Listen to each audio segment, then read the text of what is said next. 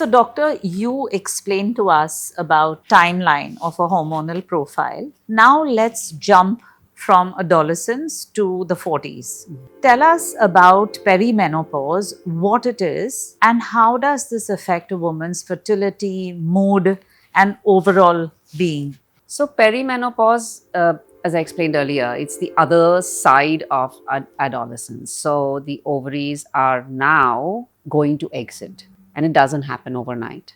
It will take a few years because the ovaries really fight hard to continue to function. Okay. So typically, we see women, their estrogen levels may start to drop, but very often what we are looking at is initially that trigger for progesterone is lost. So, occasionally one will say, I used to get my period every 28 days, but now sometimes cycles are shorter. They're becoming like 21 days. Or some will say, yeah, once in every 6 months, I skip a period. So that whole feedback of ovulation produced progesterone is going off. These can slowly start clustering. Earlier it was just once a year episode. Now it's becoming once in every second month is an irregular cycle. And then eventually go into phases where what we call late perimenopause, when there is no period for 60 days at least. Now, this definition of perimenopause came from a 2012 paper. Okay. Where there is a certain stage, certain criteria, that there are at least 2 or more consecutive cycles within 10 months with more than or equal to 7 days of difference. So that classifies as early perimenopause or stage stage minus 2. And then there is stage minus 1, which becomes the whole no period for 60 days. So that classifies a woman in perimenopause, and then 1 year after her final menstrual period. Now, one knows that they are on that side only once that year gets over. So, Correct. Yeah. So, Okay. Exactly. So basically, a woman will not know that she has already. So menopause is classically 1 day in a woman's entire lifetime, where it's been 12 months since her last and final menstrual period.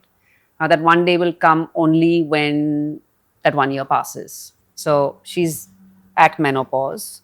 Here is perimenopause, all this stuff happening before menopause. Ideally, there is that whole 1 year after that final menstrual period is included in perimenopause because it is peri. Okay. It's around.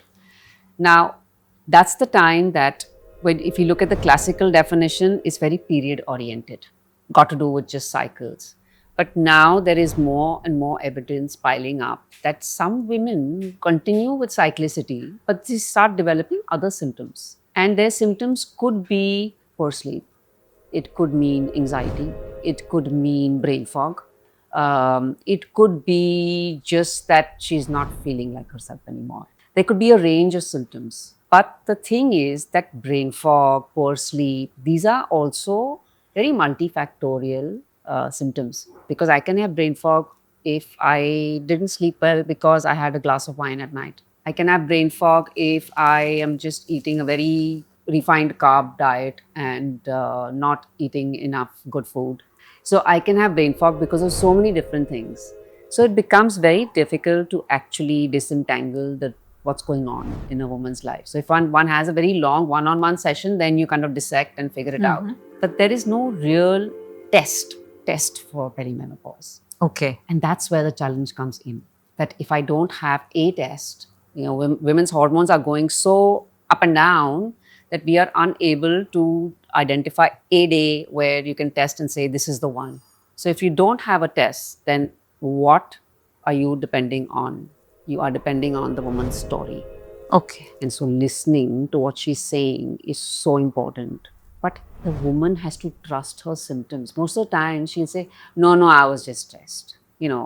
Kids had this, husband had that, I had to go with my mother-in-law. This is just all stress. So I think, by spreading this message and creating awareness in what you're doing, that whole, just making women aware that this is, trust what you're feeling, because that is such an important thing. That is the story. Right? Yes. So I feel like that is one of the biggest challenges of perimenopause, is just not paying attention to your symptoms. Again, filling everyone else's cup without filling your own. Then you go to a doctor. The doctor will also, their hands are also tied because there will be no test and there is like 50 patients waiting outside. So then again, you're in a rush. So basically, then this woman is actually getting no help till she actually then doesn't get a pill for very long. And she's like, oh, maybe it's menopause.